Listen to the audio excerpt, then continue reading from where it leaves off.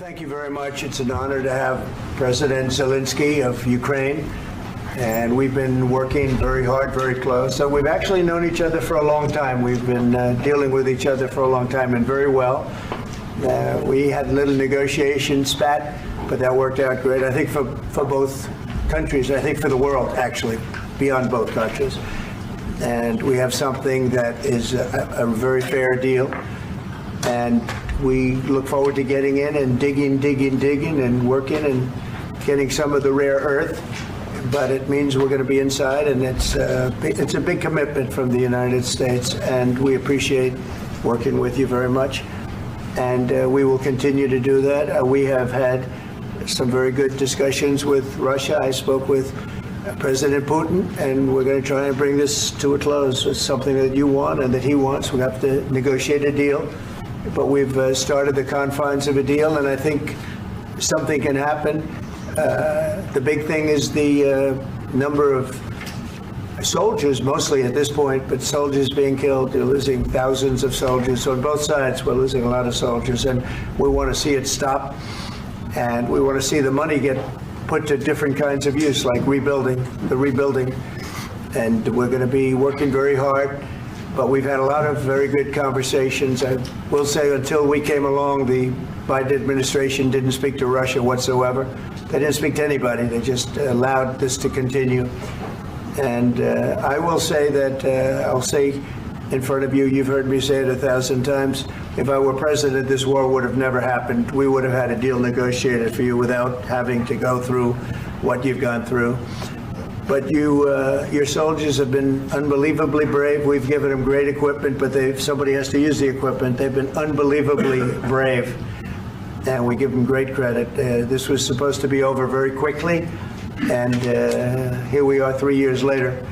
So I give tremendous credit to your generals and your soldiers and yourself in the sense that it's been very hard fighting, very tough fighting. They're great fighters.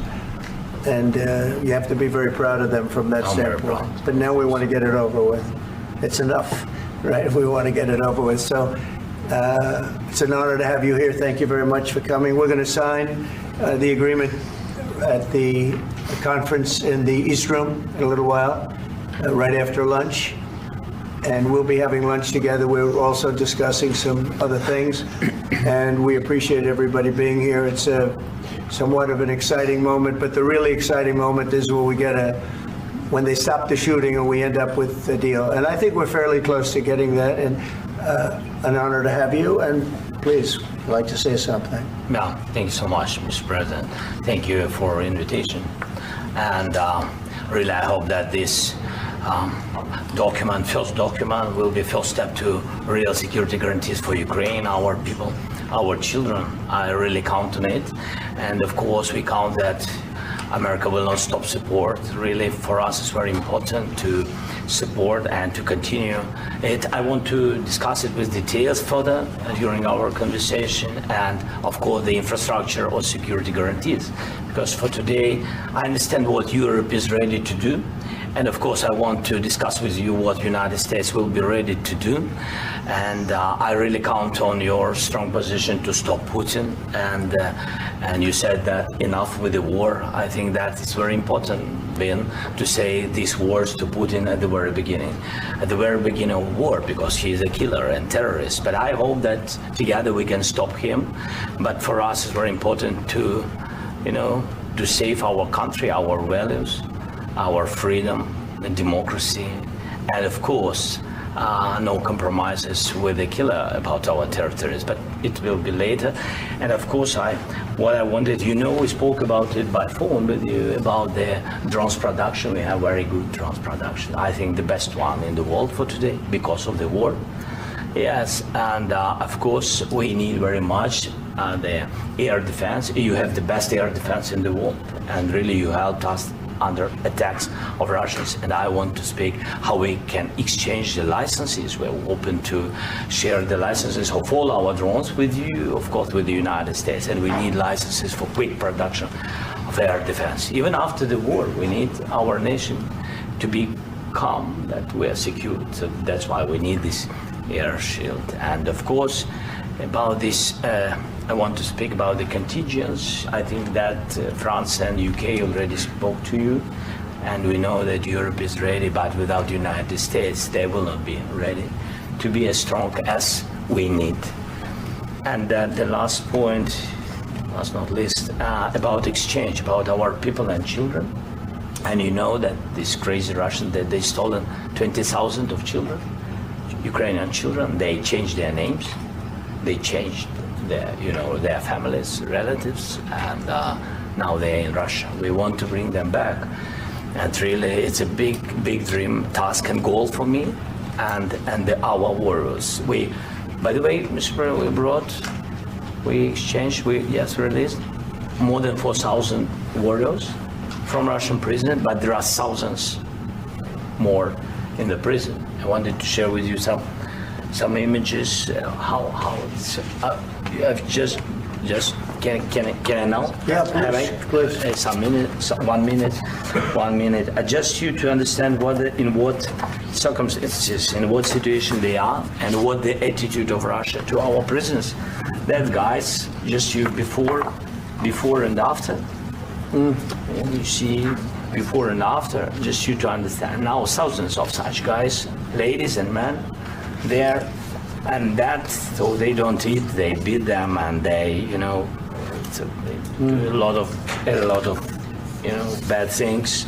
So out of, even during the war, there are rules. Everybody knows there are rules during the war. So these guys, they don't have any rules. You see that 50, 60 kilograms left, and a lot of such things. And I didn't want to show you what the changes with images of children, because I will just share with you. And I mean, it's looking tragic. Yeah, that's tough stuff. I wanted very much to give you, and you see. Yeah. This is pastor, by the way. They stolen pastors because it's not Russian church. They stolen pastors and moved pastors to the prison. We, at the end of last year, we brought 3 pastors, and we could exchange them. And this is pastor, you see. Yeah, that's tough. Yeah. So I mean, this I wanted to show you, and this. So thank you very much. We want to get that ended, right? Yeah. Of course, we And want. I think we will. And We have to, of course. do you have any questions, please? Thank you, Mr. President. With the, how much money is the U.S. going to put into the fund that is being created today, and how does this provide long-term security for Ukraine? Well, we don't know exactly how much, because we're going to be putting some money in a fund that we're going to get from the raw earth that we're going to be taking and sharing in terms of revenue. So it's going to be a lot of money will be made from the sale and from the use of raw earth. And as you know, our country doesn't have much raw earth. We have a lot of oil and gas, but we don't have a lot of the raw earth. And what we do have is protected by the environmentalists, but that can be unprotected, but still it's not very much. They have among the best in the world in terms of raw earth. So we're going to be using that, using it for all of the things we do, including AI and including weapons and the military, and it's really going to very much satisfy our needs. So it's something that just worked out really well. We have a lot of oil, and we have a lot of gas, we have a lot, but we don't have raw earth. So this has just about every component of the raw earth that we need for computers, for all of the things we do. This puts us in great shape. And long-term security for Ukraine. I think they're going to have great luck. I think once we make the agreement, that's going to be 95% of it. They're not going to go back to fighting. I've spoken with President Putin, and I feel very strong. I've known him for a long time, and I feel very strongly that they're very serious about it. And we'll make a deal. And when the deal is made, I don't think, we talk about security. Everyone's talking about the other day, all they talked about was security. I said, let me make the deal first. I have to make the deal first. I don't worry about security right now. We have to have a deal, because right now, last week, 2,000 soldiers died on both sides. 2,000. And they're losing 1,000, 2,000, 3,000 a week. So as we sit here and we talk, people are getting shot and dying on the battlefield. And, they're not American soldiers, but they're Russian soldiers and they're Ukrainian soldiers, and we want to be able to stop it. And we want to be able also to spend money on other things. We don't want to, this is a tremendous amount of money. And what the Biden administration did was terrible. They were giving money, but they had no security on the money. Europe, as you know, gave much less money, but they had security. It was in the form of a loan. They get their money back, and we didn't. And now, at least we're protected because the American taxpayer has to be protected too. But this is an incredible agreement for Ukraine because we have a big investment in their country now, and what they have, very few people have. And we're able to really go forward with very, very high-tech things and many other things, including weaponry that we're going to use in many locations, but that we need for our country. Mr. President, This allows us to do this. will you continue I'm sorry. sending military aid? Yes, go ahead, please. If I can just, yes. In the document, there is one of the very important points. If we speak about business and investment, we never had LNG terminals in Ukraine. This document will open. I mean, the next documents, but anyway, here we see in the framework, we see really goodwill for this. LNG terminals for us is very important, and I think for security of European continent. We have the biggest storage, gas storage. We have the biggest in Europe. Yes, yes, and we can use it. Use it for LNG. Use it for LNG, and we will do it. And really, we can help Europe because Europe really helped. President Trump said that they made less support, but they are our friends and they are our very supportive partners. They really gave a lot, Mr. President. Really, they did. They gave a lot, but they gave much less. No. Much less. No. No. No. Okay.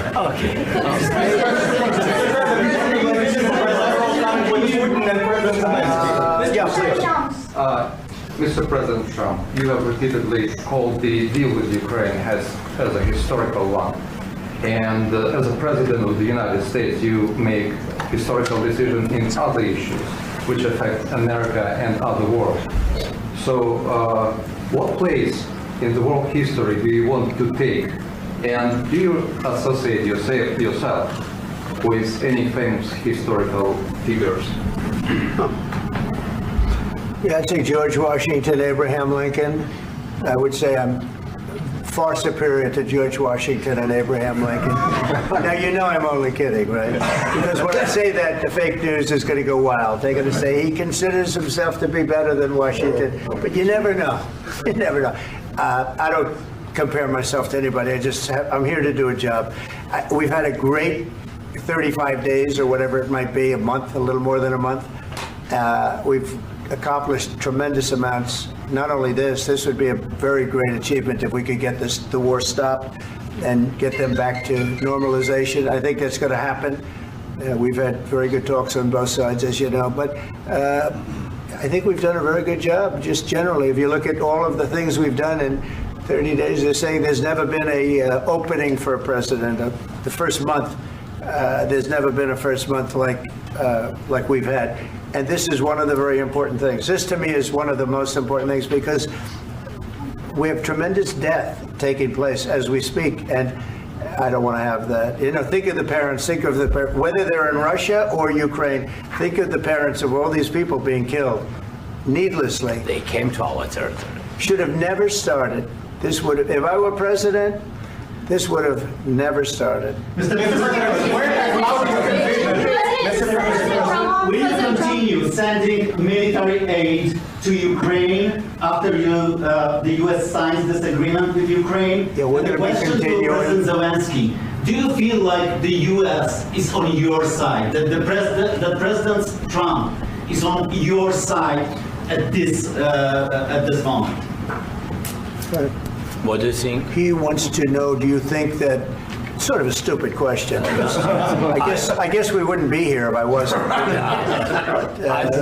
I think that the United States on our side from the very beginning of occupation, and I think that President Trump on our side, and of course, I'm sure that the United States President will not stop support. This is crucial for us. It's important for us. Yes. And Putin, the president speaks about the people and the soldiers which are dying, but they came to our territory, they came to our land. They began this war, and they have to stop. And I think this is the question, with really the most important question. Can President Trump, I hope yes, with some other allies, to stop Putin, withdraw these enemies, our enemy, withdraw these troops from our land? And I think that you asked about the history, I think that if President or when he will stop Putin, if President Trump will bring peace to our country, I think he will be on this wall. We've had very, very good talks. Military to Ukraine. President Zelenskyy just said that there'll be no compromises with Vladimir Putin. I just wanted to ask both of you, firstly, are there compromises that you think that President Zelenskyy is going to have to make? And President Zelenskyy, is there anything that you might think that you may be able to offer or bring to the table, for example, elections? Thank you. I think you're going to have to always make compromises. You can't do any deals without compromises. So certainly he's going to have to make some compromises, but hopefully they won't be as big as some people think you're going to have to make. That's all. That's all we can do. I'm here as an arbitrator, as a mediator to a certain extent between two parties that have been very hostile. To put it mildly, they've been very hostile. This has been a vicious war. This has been a vicious war. You know, it's a very level battlefield, and those bullets go out, and as I've said many times, we were talking about it with Pete, many times the only thing stopping those bullets is a human body. And in the case we're talking about, generally young human bodies are stopping a lot of bullets. It's dead level. That's why it's great farmland. It's great land. It's great farmland, but there's very little protection against the bullets that are being, and other things that are being shot. So all I can do is see if I can get everybody at the table and get an agreement. And I think we're going to end up with an agreement. Otherwise, I wouldn't probably be even here today. Mr. President, I've got two questions for you. You think ultimately your legacy will be the peacemaker and not the president that led this country into another war and ended foreign wars? And I've got a question. I hope it will. I mean, I hope I'm going to be remembered as a peacemaker. This would be a great thing if we could do this. I'm doing this to save lives more than anything else. Second is to save a lot of money, but I consider that to be far less important. So I hope I'm going to, thank you, Brian, for that question. It was a nice question. I hope I'll be known and recognized as a peacemaker. This would be a great thing to solve. This is a very dangerous situation. You know, this could lead to a third world war. This was headed in the wrong direction. If this election were lost, if we didn't win this election, and we won it by a lot, that was a mandate. We won every swing state. We won the popular vote by millions and millions of votes. We won everything. The districts, you look at the areas of red, take a look at a map. This was a big mandate, and this was one of the things I said, we're going to get this thing settled. If we didn't win, I think this could have very well ended up in a third world war, and that would not have been a good situation. What was your second question? And my second question for President Zelenskyy, why don't you wear a suit? You're at the highest, why don't you wear a suit? You're at the highest level in this country's office, and you refuse to wear a suit. Just want to see if do you own a suit? Yeah, problems. A lot of Americans have problems with you not respecting the dignity of this office. I will wear a costume after this war will finish. Okay. Yes, maybe something like yours. Yes, that'd be great. Maybe something better. I don't know. We will see. Maybe something cheaper. Than Thank you. President Trump. Thank you, President Trump. You said yesterday that you. Are you going to send more arms to Ukraine in case there's no peace? Yeah, we're going to have arms to Ukraine. Yeah, sure. Hopefully, I won't have to send very much because hopefully we're going to have it finished. We're looking forward to finishing this quickly. We're not looking forward to sending a lot of arms. We're looking forward to getting the war finished so we can do other things. But we very much appreciate the agreement because we needed what they had, and we're treating, our country is now treated fairly. Biden didn't do that.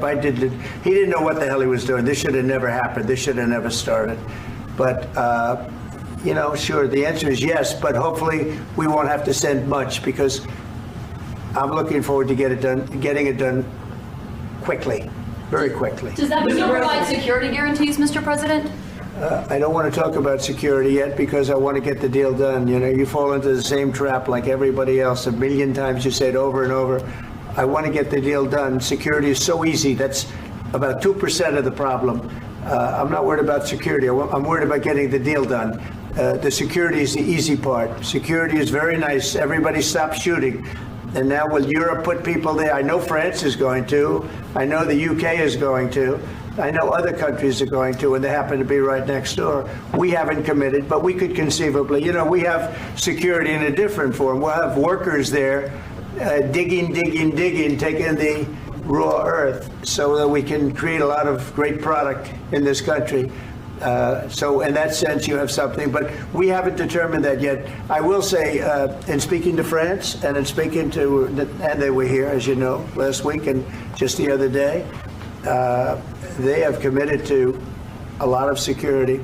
I don't think you're going to need much security. I think once this deal gets done, it's over. Russia's not going to want to go back, and nobody's going to want to go back. When this deal ends, I really believe this deal is going to be over. Question?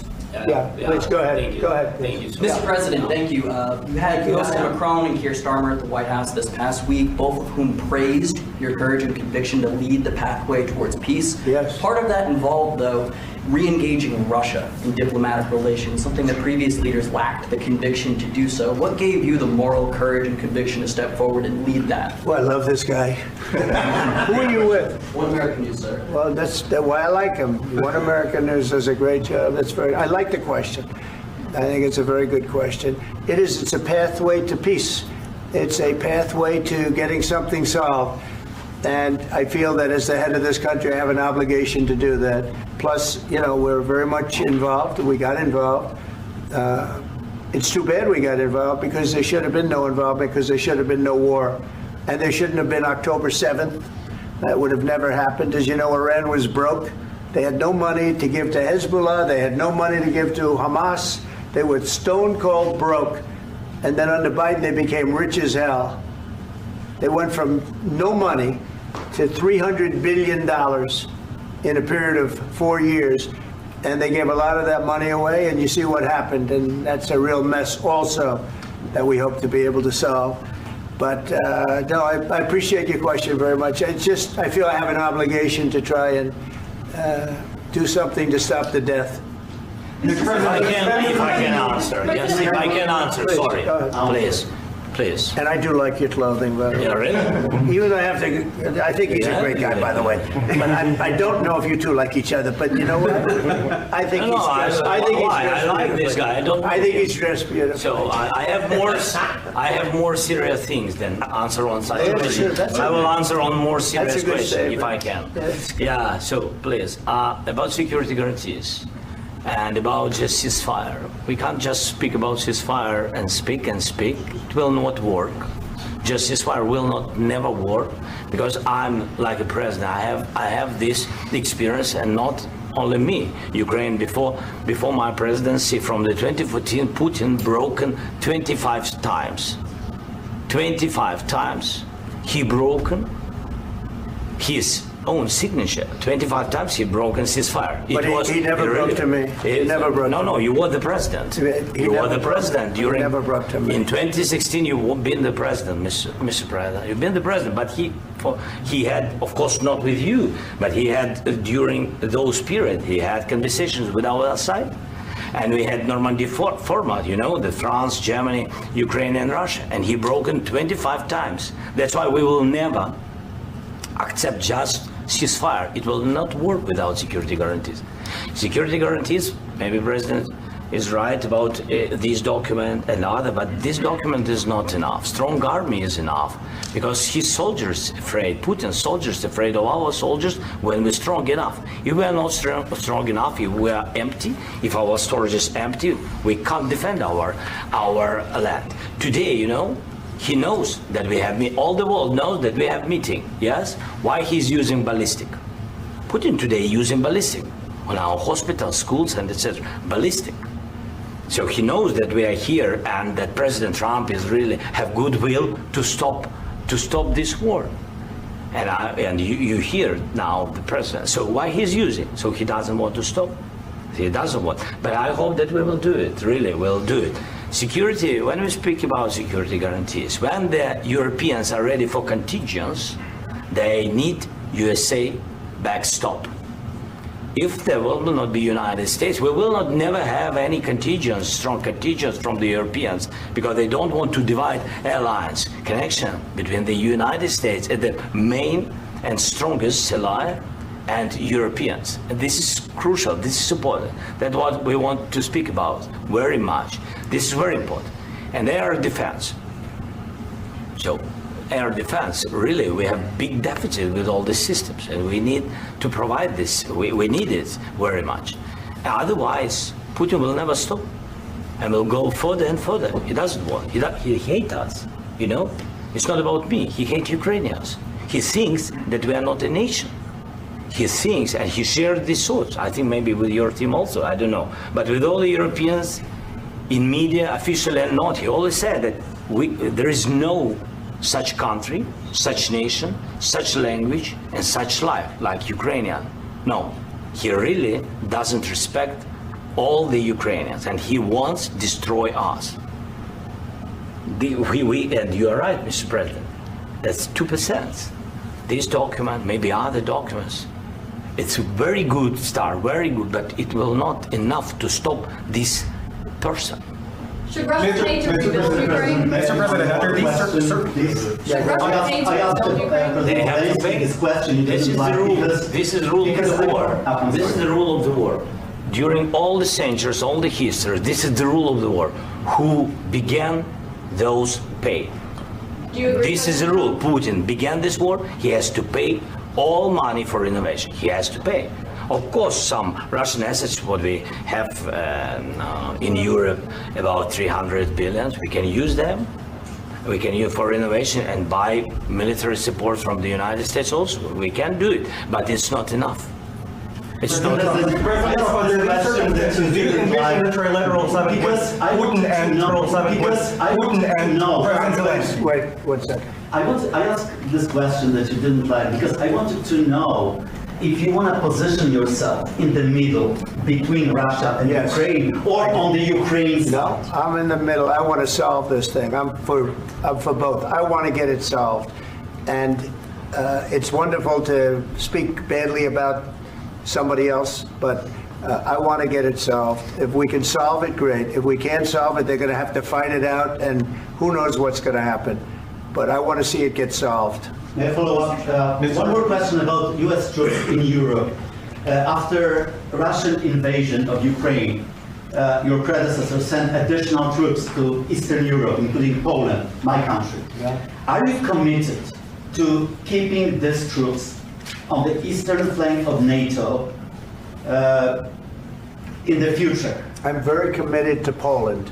I think Poland has really stepped up and done a great job for NATO. As you know, they paid more than they had to. They are one of the finest groups of people I've ever known. I'm very committed to Poland. What about Baltics? Poland's in a tough neighborhood, you know. What about the Baltics? The Baltics, they got a lot of, it's a tough neighborhood too, but we're committed. We're going to be very committed, and we're committed to NATO. But NATO has to step up, and the Europeans have to step up more than they have. And I want to see them equalize, because they are in for far less than we're in, and they should be at least equal. You understand that? Why is the United States, we have an ocean in between. Why is the United States in for so much more money and other things as Europe? With that being said, and as you said, they've also been obviously very helpful, but we have put in far more than they have, and I think they should equalize. Mr. President, Please, go ahead. Ask you about the agreement again today. What changed between the first time that Secretary Vance gave President Zelenskyy the agreement and today for the signing? We made a deal. So What was the I'm just, deciding factor? I'm a business person. We made a deal. That's what changed. A lot of minerals. I didn't think we were going to make a deal, and We ended up making the deal, so that changed. Mr. President, what and how do you envision a trilateral summit with President Zelenskyy and Putin? I don't know, in but these well, they circumstances? don't like each other. I can tell you that. They do not like each other. This is not a love match, and it's unfortunate. That's why you're in this situation. The United States should not have allowed this to happen. Okay, the United States, run by a man that didn't know much. I'm going to be very nice. Run by an incompetent person, very incompetent person, should never have allowed this to happen. I've stopped wars. I've stopped many wars. My people will tell you, I stopped wars that nobody ever heard about. I stopped wars before they ever started.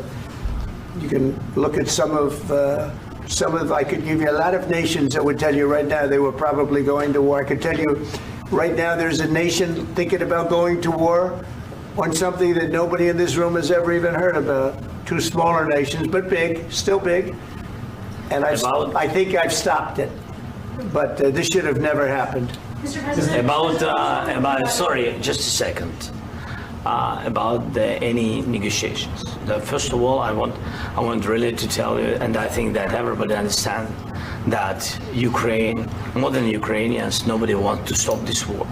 But at the future, any negotiations, it's understandable that two sides of the war, not Russia and the United States, because this is not the war between Russia and the United States. This is war of Russia against Ukraine and Ukrainian people. So these two sides will be at the will be at the negotiation table. Then of course United States, like the strongest partner of the Ukraine, and of course Europe.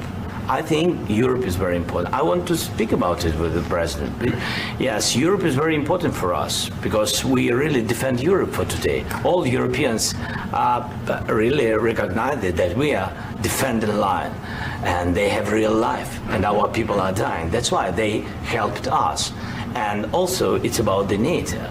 Yes, between, like the president said, you have big, nice ocean. Yes, between us. But if we will not stay, Russia will go further to Baltics and to Poland, by the way. But first to the Baltics. It's understandable for them because they've been in the USSR. You know, they've been one of the republics of the USSR, and Putin wants to bring them back to his empire. It's a fact. And when he will go there, if we will not stay, you will fight. Your American soldiers, it doesn't matter, do you have ocean or not, your soldiers will fight. Mr. President, would you be willing to visit Ukraine, maybe Kyiv or Odessa, which is going to be at the Riviera of the Black Sea? It was my question. Sorry. I don't want to talk about Odessa now. Let's not talk about Odessa. I want to talk about making a deal, getting peace. We don't have to talk about Odessa, but a lot of cities have been destroyed. There are a lot of cities that are not recognizable. There's not a building standing. No. And a lot of things have to happen. You have to come and to look. No. We have very good cities. Yes, a lot of things have been destroyed, but mostly cities alive and people work and children go to school. Sometimes it's very difficult. Sometimes closer to front line, children have to go to underground schools or online, but we live. Ukraine is fighting and Ukraine lives. This is very important. And maybe it's Putin is sharing this information that he destroyed us. No, he lost 700,000 people, 700,000 soldiers. He lost everything. Yes. So, Mr. President, one more. I mentioned Poland. Please, go ahead. When did you last speak with President Putin, and what did he say that? A couple of days ago. And what did he tell you that gave you the assurance that he wanted peace? Well, that's what I do. My whole life is deals. I know pretty good. And I've known him for a long time. I've dealt with him for a long time. He had to suffer through the Russia hoax. You know, Russia was a hoax. It was all Biden. It was nothing to do with him. So he had to suffer through that, and he was able to do that. I think that he wants to make a deal, and he'd like to see it end. That's all I do. That's what I do. My whole life, that's what I do is make deals. And I'm in the middle of a mess because this is a real mess. It's a very dangerous one. If this doesn't get solved now, it's not going to get solved for a long time. So I hope we're going to get it solved. In the back, please. Thank you, Mr. President. Prime Minister Starmer claimed repeatedly that his government believes in free speech and was not engaged in censorship. But his country's government arrests people for memes and thought crimes, and even more worrisome is pressuring American companies to censor Americans on his behalf. How can he be a reliable, trustworthy partner when he says things that are demonstrably false on such an important topic? Well, we actually spoke to him about that yesterday, and we thought they took it very, very much too far. JD was very strong on it. So was I. So was Marco, and we've been speaking to him about it. Marco, would you like to say something about that? We have concerns, obviously, with the conduct of theirs, particularly as it impacts Americans. And there's real concern that American speech, which is online, could fall into the hands of British or any country's jurisdiction. And so this is a point the Vice President made at Munich, and I think it's a very compelling one that what unites us with Europe, as much as anything else, is these shared values, and one of them being free speech. And so if Americans are threatened by it, we're going to need to take action in that regard. Mr. President. It's actually a very important question. We spoke about this in detail with the Prime Minister, the Foreign Secretary, and others at lunch yesterday. And I know that Secretary of Commerce Lutnick followed up in private meetings last night. This is really important. We believe Americans have the right to speak their mind, even if we in this room disagree with them. They have the right to speak their mind in the public square, which is often online these days. And we're going to defend that right as it pertains to American companies and American citizens vigorously if we have to. I do think that under the President's leadership, we're going to find common ground with our friends in the UK on this question, but it remains to be seen. The principle that will guide us is we believe in free speech in this country, and we'll fight for it for American citizens. Mr. President, on the deal, is there any other oil and gas component to the deal? Is it all critical? A little bit. We'll see. On LNG? But we're not really looking for that so much. We got a lot. We have more than anybody in the world, by far. So no, we're not talking about it too much, but a little bit. I think it affects also, but for the most part, no. And sir, is there any agreement from Ukraine to purchase U.S. LNG as part of the deal, or is that on the table at all? No, we don't need that. Mr. President, I just wanted to ask you about it. You just mentioned that you'd spoken to Vladimir Putin a couple of days ago. Just to be clear, that's a new call, not the one that you... I've spoken to him on numerous occasions. Okay. And how was the latest call? What did you discuss? How did it go? Are you serious with that question? I am. I'd love to know. It went well. I think we're going to have a deal. On the minerals deal, Mr. President, some of those minerals are in the east of Ukraine, not far from the front lines and in areas that Russia has occupied. Will you direct President Putin to withdraw his forces from those areas if there's U.S. interest? Well, we'll take a look at the time. We have a lot of area.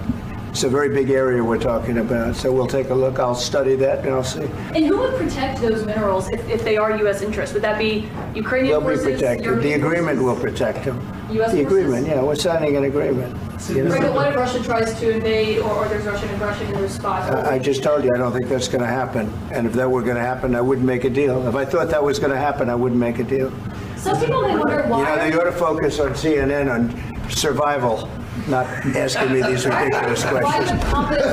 Focus on surviving, because CNN's got such low ratings. I don't think they're going to survive. Let's go. I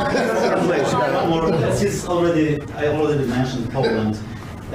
Poland was under Russian control for decades after the Second World War. When I was a kid, I looked at the United States not only as a most powerful country, richest country in the world, the country that has great music, great movies, great muscle cars, but also as a force for good. And now I'm talking with my friends in Poland, and they are worried that you align yourself too much with Putin. What's your message for them? Well, if I didn't align myself with both of them, you'd never have a deal. You want me to say really terrible things about Putin and then say, "Hi, Vladimir, how are we doing on the deal?" That doesn't work that way. I'm not aligned with Putin. I'm not aligned with anybody. I'm aligned with the United States of America. And for the good of the world, I'm aligned with the world. And I want to get this thing over with. You see the hatred he's got for Putin. It's very tough for me to make a deal with that kind of hate. He's got tremendous hatred. And I understand that, but I can tell you the other side isn't exactly in love with, him either. So it's not a question of alignment. I'm aligned with the world. I want to get the thing set. I'm aligned with Europe. I want to see if we can get this thing done.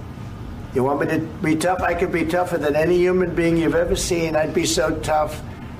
But you're never going to get a deal that way, so that's the way it goes. All right, one more question. Hey, I will respond to this. So look, for 4 years in the United States of America, we had a president who stood up at press conferences and talked tough about Vladimir Putin, and then Putin invaded Ukraine and destroyed a significant chunk of the country. The path to peace and the path to prosperity is maybe engaging in diplomacy. We tried the pathway of Joe Biden of thumping our chest and pretending that the President of the United States' words mattered more than the President of the United States' actions. What makes America a good country is America engaging in diplomacy. That's what President Trump is doing. Can I ask you? Sure. Yeah? Yeah. Okay.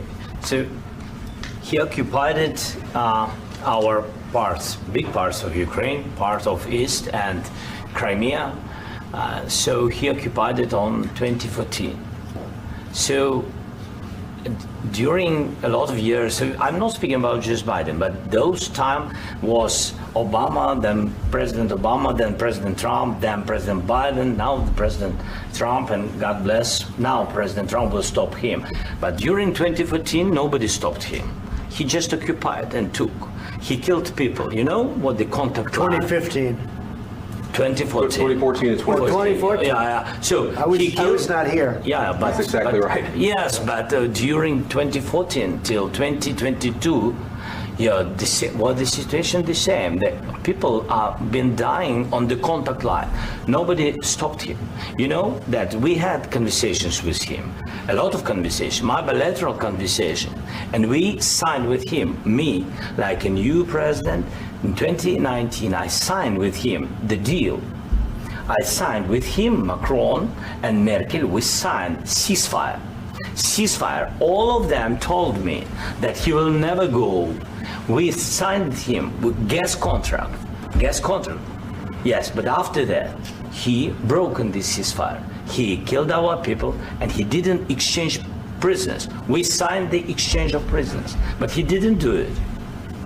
What kind of diplomacy, JD, you are speaking about? What do you mean? I'm talking about the kind of diplomacy that's going to end the destruction of your country. Yes, but if you Mr. President, with respect, I think it's disrespectful for you to come into the Oval Office and try to litigate this in front of the American media. Right now, you guys are going around and forcing conscripts to the front lines because you have manpower problems. You should be thanking the President for trying to bring it into this conflict. Have you ever been to Ukraine that you say what problems we have? I have been to. Come once. I've actually watched and seen the stories, and I know what happens is you bring them on a propaganda tour, Mr. President. Do you disagree that you've had problems bringing people into your military? And do you think that it's respectful to come to the Oval Office of the United States of America and attack the administration that is trying to prevent the destruction of your country? A lot of questions. Let's start from the beginning. Sure. First of all, during the war, everybody has problems, even you, but you have nice ocean and don't feel now, but you will feel it in the future. God bless. You don't know that. God bless. God bless. You will not have war. Don't tell us what we're going to feel. We're trying to solve a problem. Don't tell us what we're going to feel. I'm not telling you. Because you're in no position to dictate that. That's exactly what you're doing. You're in no position to dictate what we're going to feel. We're going to feel very good. You will feel influence. We're going to feel very good and very strong. You will feel influence. You're right now not in a very good position. You've allowed yourself to be in a very bad position, and he happens to be right about it. From the very beginning of the war. You're not in a good position. You don't have the cards right now. With us, you start having cards. Right now, you don't have to play cards. You're playing cards. You're gambling with the lives of millions of people. You're gambling with World War III. You're gambling with World War III. And what you're doing is very disrespectful to the country, this country, that's backed you far more than a lot of people said they should have. Have you said thank you once? This A lot entire of meeting? times. No, in this Even entire meeting, today. have you said thank Even you? today. You went to Pennsylvania and campaigned for the opposition in October. Offer some words of appreciation for the United States of America and the president who's trying to save your country. Please, you think that if you will speak very loudly about the war, you He's can... not speaking loudly. He's not speaking loudly. Your country's in big trouble. Can I Wait a answer? minute. No, Can you've I done a lot answer? of talking. Your country is in big trouble. I know. You're not winning. I know. You're not winning this. You have a damn good chance of we are coming out staying, okay because of Mr. us. President, we are staying in our country, staying strong from the very beginning of the war. We've been alone, and we are thankful. I said thanks You haven't in been this alone. cabinet. You haven't not been only alone. in this cabinet. We gave you, through I this said stupid thank you. president, $350 billion. You voted We gave for you your military president. equipment, You and your voted men for are your brave, president. but they had to use our military. What about West? If you didn't have You our invited military me- equipment, you invited if me you to didn't speak. have our military equipment, this war would have been over in 2 weeks. In 3 okay? days, I heard it from Putin. In 3 days, this is something Maybe new. less. In 2 weeks, of course, yes. It's going to be a very hard thing to do business like this. I Again, tell you. to say thank you. I said a lot of except times that there, thank you except to that- American people. Except that there are disagreements, and let's go litigate those disagreements rather than trying to fight it out in the American media when you're wrong. We know that you're wrong. But you see, I think it's good for the American people to see what's going on. I understand, sir. I think it's I very understand. important. That's why I kept this going so long. You have to be thankful. You don't have the I'm cards. thankful. You're buried there. Your people are dying. tell you You're the- running I low know. on soldiers. Don't- Listen, don't please, you're running Mr. low on President. soldiers. It would be a damn good thing. Mr. And President. then you tell us, I don't want a ceasefire. I don't want a ceasefire. I want to go, and I want this. Look, if you could get a ceasefire right now, I tell you, you'd take it so the bullets stop flying and your men stop getting killed. Of course, we want to stop the war. But you're I saying said- you don't want a ceasefire. But I said to you, I want a ceasefire. with guarantees. Because you'll get a ceasefire faster than an agreement. Ask our people about ceasefire, what they think. That wasn't It doesn't with matter me. for you what That what wasn't this with me. means. It That was with wasn't you. a guy named Biden who was not a smart person. This That is was your- with, this that was is with your Obama. president. It was your president. Excuse me. That was with Obama, who gave you sheets, and I gave you javelins. Yes. I gave you the javelins to take out all those tanks. Obama gave you sheets. In fact, the statement is Obama gave sheets and Trump gave javelins. You got to be more thankful, because let me tell you, you don't have the cards. With us, you have the cards. But without us, you don't have any cards. One more question to Mr. Vice President. I'm sorry. It's going to be a tough deal to make, Um, because the attitudes have to change. What if Russia breaks ceasefire? What if Russia breaks peace talks? What do you do then? I understand that it's a heated conversation right now. What are you but saying? what if She's asking, what if Russia Putin breaks the ceasefire? What if anything? What if a bomb drops on your head right now? But they have Okay? broken What if they ceasefire. broke it? I don't know. They broke it with Biden, because Biden, they didn't respect him. They didn't respect Obama. They respect me. Let me tell you, Putin went through a hell of a lot with me. He went through a phony witch hunt where they used him and Russia. Russia. You ever hear of that deal? That was a phony Hunter Biden, Joe Biden scam. Hillary Clinton, Shifty Adam Schiff. It was a Democrat scam. And he had to go through that. And he did go through it. We didn't end up in a war. And he went through it. He was accused of all that stuff. He had nothing to do with it. It came out of Hunter Biden's bathroom. It came out of Hunter Biden's bedroom. It was disgusting. And then they said, oh, the laptop from hell was made by Russia. The 51 agents. The whole thing was a scam. And he had to put up with that. He was being accused of all that stuff. All I can say is this. He might have broken deals with Obama and Bush, and he might have broken them with Biden. He did, maybe. Maybe he didn't. I don't know what happened. But he didn't break them with me. He wants to make a deal. I don't know if you can make a deal. The problem is, I've empowered you to be a tough guy. And I don't think you'd be a tough guy without the United States. And your people are very brave. But you're either going to make a deal or we're out. And if we're out, you'll fight it out. I don't think it's going to be pretty, but you'll fight it out. But you don't have the cards. But once we sign that deal, you're in a much better position. But you're not acting at all thankful. And that's not a nice thing. I'll be honest, that's not a nice thing. All right, I think we've seen enough. What do you think? What's huh? this negotiation? This is going to be great television, I will say that. All right. We'll see what we can do about putting it together. Thanks. I need the back of the chair. Negotiate, given that. We'll see. I don't know.